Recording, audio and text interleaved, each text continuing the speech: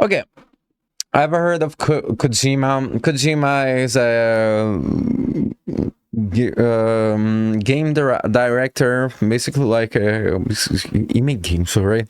One of the most known in Japan and in the world if you are into this type of gaming, because like if you're not into this type of gaming, you could have completely missed out. But basically, this man is a prodigy of just like an artistic prodigy when it comes to video games, and he does interviews, and he's actually a good fellow.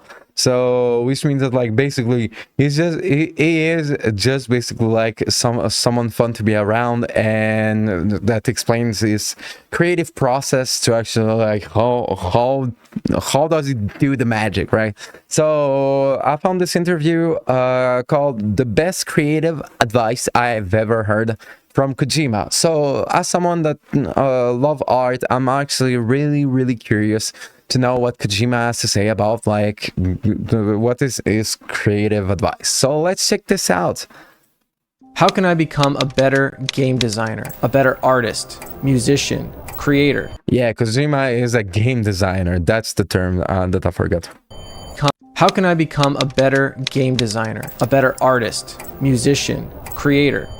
That was a question that Hideo Kojima was asked in 2008 in an Apple store in San Francisco. It was kind of a throwaway question, the kind I'm sure creators get all the time, and Kojima could have responded with a generic answer like practice daily or master the right software. And coming from him, that still would have meant something. But instead, he paused, took a moment to think about it, and what he said still resonates with me to this day. This is the best advice on creativity that I've ever heard. I'm happy that the creator is so respectful of Hideo Kojima, and the way he is so poetic about what he heard makes me really excited to fucking know what the fuck he heard. So, I mean, what the fuck Hideo Kojima actually said as a response. In 2008, Kojima was promoting his mobile game that had just come out. And he was doing that as a part of the Game Developers Conference, which I happened to have been attending because I just graduated and I was trying to get into the industry. As a part of his promotions, he was going to Apple stores where people could play the game, and then there was a question and answer. And so me and some other people walked over there just to see Kojima in person. So I didn't really have any expectations. I just wanted to see Kojima, you know? I loved Metal Gear Solid, obviously growing up, and he's a legend then, he's a legend now, and I thought it'd be cool to just go see him, and we could just... Small world, huh? Hideo Kojima in a fucking Apple store. Can you fucking believe it? Now that like so much time has passed and he has such a different status within like the gaming industry. Just walk down the street. So we did. I honestly don't remember anything from that entire day at GDC really. But I do remember someone standing up and asking Kojima, how can I become a game designer? And I remember even feeling then that it was such a low-hanging question, you know, like no offense to the questioner. I mean, I guess, you know, you're asking an awesome game designer, how do I do what you do? So it makes sense. But then Kojima took this long pause and contemplated the question and then started speaking, and I could tell how long his answer was because he's speaking Japanese, and I'm like, what is he saying? And his answer to the question, how do I become a good game designer, was to live life, to go out and get experiences, to travel, go to new places and meet new people. Okay, let's figure it out. Okay, it's okay. So his advice, what he wrote is live to become a good game creator. I'd say good artist, right? Live life, go out and get experiences, travel, go to new places, meet new people, fall in love and have your heart broken. This is so adorable. Try new things and fail. Try different foods. Try different activities.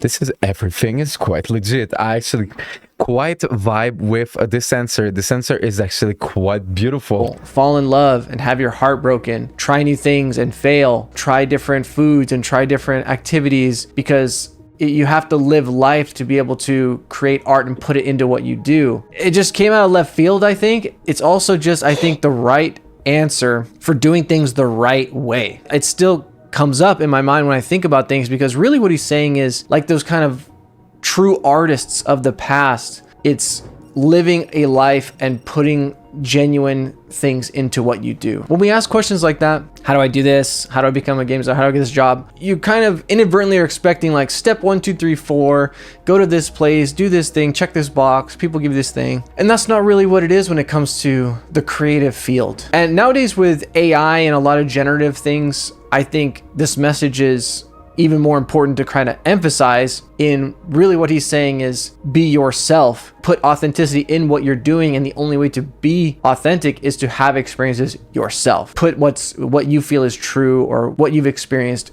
into what you do, and that's how you make something that only you can make. So I wanted to share this advice with you since it made an impact on me, and I wanted to give you these 3 ways on how you can become a better creator yourself. First thing is figure out what you actually like. Most people kind of skip this step and they just think, what should I do? Tell me what to do. This is actually quite legit. When it comes to I'll give you another argument when it comes to creation and being artistic, is that like once you're set onto doing this artistic thing and this artistic project that you want to, it will be your life for quite a long while. And so you need to be ready to understand that like if you don't like it and you didn't took the time to think about it too much, you will discover halfway through your artistic journey that this is not what you meant or what you were thinking about when you were actually like dreaming about being an artist. And basically this is kind of like the thing that it's not the same argument, but it follows the same logic and it has the same consequences. If you do not understand what you like, what you really like, you will end up in a situation where you will do what you promised yourself, what you actually like wanted to strive for, and middle of the way or like random moment you will tell yourself, fuck, this is actually not what I don't want to fucking do that for 3 more weeks. I cannot fucking like I do not want to fucking spend a decade fucking doing that. I don't want to fucking spend the next 3 years thinking about the same fucking idea. And this is kind of like the other side of to kind of confirm that like what he said is absolutely true. You need to fucking know, because like, or else you'll be stuck in your project telling yourself, oh yeah, that's why, oh my fucking god, I'm in this for at least a year more, a week more, a day more. I mean, you get it, right? What does the algorithm want? What's trendy? What's popular? But you really want to ask yourself, what do I want to make? Or what do I enjoy? What do I like? Exactly. And that can be harder to do than you might think. Okay. It's a lot easier to reach outward, rather than kind of looking inward and treating it like just as valuable. You have to do that as a creator. You have to figure out what you want to do, and that's reason enough to do it. If you're someone that finds it hard to know, hey, what do I like? I don't know. I like a lot of things. Just think, what are some things I keep coming back to? Look at your past projects, look what you've done. What are the things that you naturally gravitate towards? What are the things you had the most enjoyment out of? Are there trends in the things you've done before? Are there things that you've done or that you want to do that no one's asking you to do? And pay attention to what inspires you to create in the first place. What is your favorite kind of art? What are some movies or fashion or books or genres that resonate the most with you, that you're the most interested in or passionate about, or kind of make you feel motivated to make things yourself? And then ask yourself why you like things. Is it the mood or the tone? Is it the genre or the characters? Is it the vibe? Is it the message? What is it about the things that you like so much that make you like it? Those might be the kinds of things that you want to incorporate into what you make. It can kind of show you what you really value in the other art that you're such a fan of. All right, the second one is to live with intention. When Kojima says, hey, go out and live life, we can't all just drop everything and backpack through Europe, although that would probably be a very rewarding experience. If you can travel, do that. I can tell you myself, traveling is a way that it just changes your life in ways you can't really explain or express, and it's just a fun thing to do to enrich your life. If you can travel to a different country, the more different, the better. But A lot of us can't do that, especially all the time. But this idea of being an explorer, that mindset, is something that can help you as you move through life and help you create things. So rather than being someone that's a creature of habit all the time, trying to assume the role of an explorer, even in your own life, even just taking a different route home from work, saying yes in a situation where you'd say no, trying out a new thing, going to a new place, just in general, trying to experience newness and not having walls up, being open essentially, and trying out life. And while you do that, observe like an artist, take note of things. You pay attention not only to colors, but details or emotions or how people dress, how they speak, why they might be feeling that. I really like how much he got inspired by Kojima. I really like the vibe and just the enthusiasm that he has sharing what he understood about this prodigy that is called Hideo Kojima. I really appreciate, and I think that just the way that he speaks it really is something that helps as well when it comes to like there is the advice that he shares about, but there's also the energy and the way that he talks about it that is also helping, I believe. That way, the more you like really put energy into it, there's just so much depth and nuance and stuff that you can gather, and you want to look around and gather in details and pay attention to what's going around with you without a specific intention, without a goal in mind, just for the enjoyment of it. And there's just naturally things are going to lodge in there that really stick with you. And then when you are creating things, when you are making things, you can draw upon your own life and experience, which is the third thing. With your life and your experiences, you want to feed it back into your work. Your experiences aren't just for your memories, it's also your creative fuel and what you can draw upon when you need to fill in the gaps, when you need details, when you need nuance, when you need truth. Use your own references.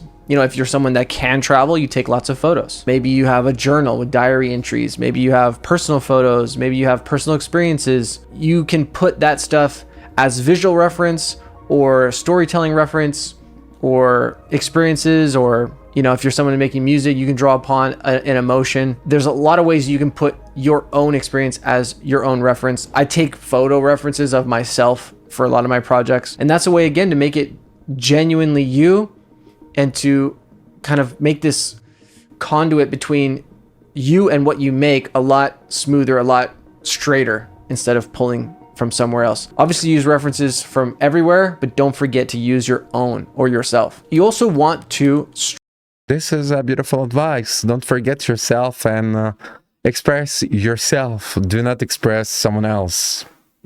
I understand what I'm saying, but like the way that he said it is really so honest and so genuine, and actually like just like supportive. I really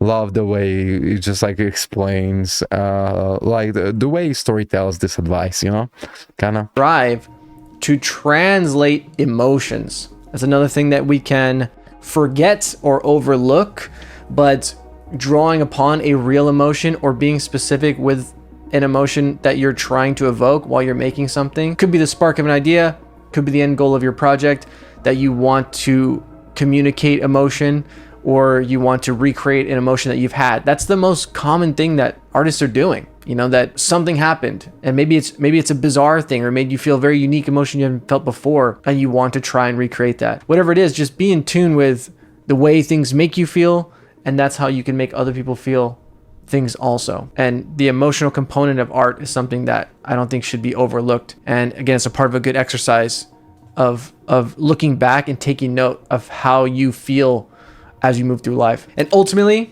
the goal here is to be authentic. AI can emulate styles. It can reproduce things super fast. That's what it's great at doing. But it can't live your life, and it can't bring those experiences into your work. AI can't be genuine. It's not how it's made. It takes in work that's been done and combines it in unique ways and makes something from it. The more that you pull in your own personal experiences and thoughts and opinions on what something should be, what it should look like, and why, the more unique and one of a kind the thing is that you make, rather than something that's derivative. So when you're creating something, strive to be yourself no matter what. Art I think that like the way that he just insists on the fact that you should not lose your identity because you are inspired or driven by people that you look up to is something really important and really true, that you should not lose yourself because you look up to someone else. And I think that that the way he actually explains it is actually really full of love and care for people that actually he wants to share this lesson. And I think that like it's really beautiful. Isn't just about copying reality. It's about sharing your reality. Yes, we have to learn the technical side of things. That's what enables us to actually translate thoughts and emotions into something tangible. But 15 years later, his advice still sticks in my head. How do you do something better? You live life. You pour yourself into your work. You know, you treat it like an artist would. Kojima's still out there making really awesome games, unique games that only he can. He's editing the trailers himself. I mean, I think he's still a good model for someone being creative and doing things their own way. So if you're feeling stuck and you don't know what to make next, stop looking everywhere else for the perfect formula and try looking inward. If you don't have anything to say yet, that's okay. Give yourself permission to go out and just have some experiences, live life, and enjoy yourself, and something important will come. Yeah, and I believe that like it's just the idea that like you need to put yourself in a mindset that you want to create something, but you don't know yet what. And so there is this idea that for now you still it's a process that is ongoing in the background of your life, and that someday somehow you will find what you want to express, what you want to create. But what's important is to have this process of desiring to create something for it to be able to happen in a certain way. And I think that like the way he explains it differently. I think that like there is more, it's even there's more to say to that actually make me completely agree and support what he's trying to explain. So how can you become a better game designer or a better artist, musician, creator? You do it in a way that only you can, just like Kojima does and is still doing. So be more like Kojima, be original. Catch you in the next one. How can I? And I'd say be more like Jay Hill. Like really, really beautiful video. Thank you so much for this advice. It is really, really dope. Like this man is actually like really, really explain something beautiful in a beautiful way, from something that he learned, and that right now is actually something that I think that could help still a lot of people. So thank you, Jay Hill, and don't forget to support, share the love, and leave him a like and subscribe. Yeah.